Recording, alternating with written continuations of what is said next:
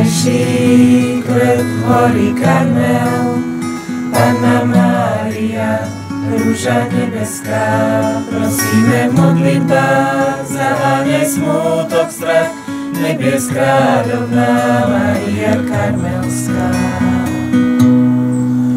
Matička Božia, Ty znádej naša, prosba úprimná sa k Tebe vznáša. Ty s našou záchranou, svetlom, čo svieti tmou, prejdi slnka lúč, ochráni lásky kľúč.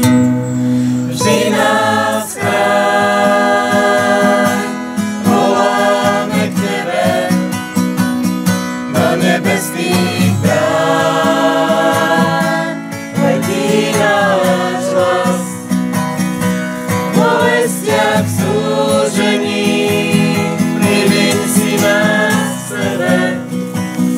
Skúškaj trápení, oroduj za nás.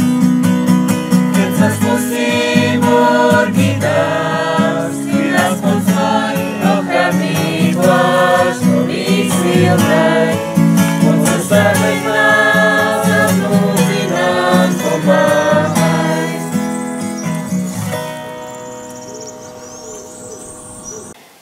Milí Dechtyčania a pútnici z blízkeho i vzdialenejšieho okolia. I v tomto roku sa stretneme na hradišti pri kaplnke Panny Márie Karmelskej, ktorú dali v blízkosti farského kostola už v roku 1736 postaviť manželia Oravcovi. V Trnavskej diecéze je táto kaplnka jediným pútnym miestom ku kráľovnej škapuliara. Vedomý si tejto jedinečnosti, náš duchovný otec Miroslav Kováč pripravil trojdňový program k úcte Panny Márie. Na jej hlavný sviatok v stredu 16. júla sa tu bude konať svätá omša o 18. hodine. Hlavným celebrantom a slávnostným kazateľom bude spisovateľ, doktor teológie Ján Košiar. Po svätej omši pripravia miestne gazdinky na hradišti pri kaplnke farskej Agape s pohostením pre všetkých pútnikov. V sobotu 19.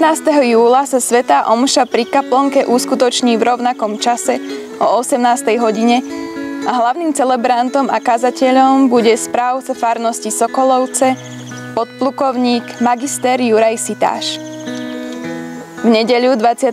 júla sa bude konať svätá omša na hradišti o 10:30. Hlavným kazateľom a celebrantom bude správca farnosti Madunice, veľadôstojný pán magister Ľuboš Matúš.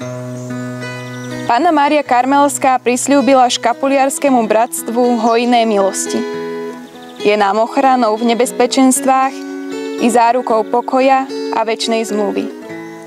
Veríme preto, že využijete toto naše trojdnie, aby sme sa pri nej spoločne duchovne obohatili a nabrali síl do ďalších dní. Najkrajší kvet hory Karmel, Panna Mária, rúža nebeská, sprevádzaj pomocou, stoj pri nás dom nocou, Matka anielská, Mária Karmelská.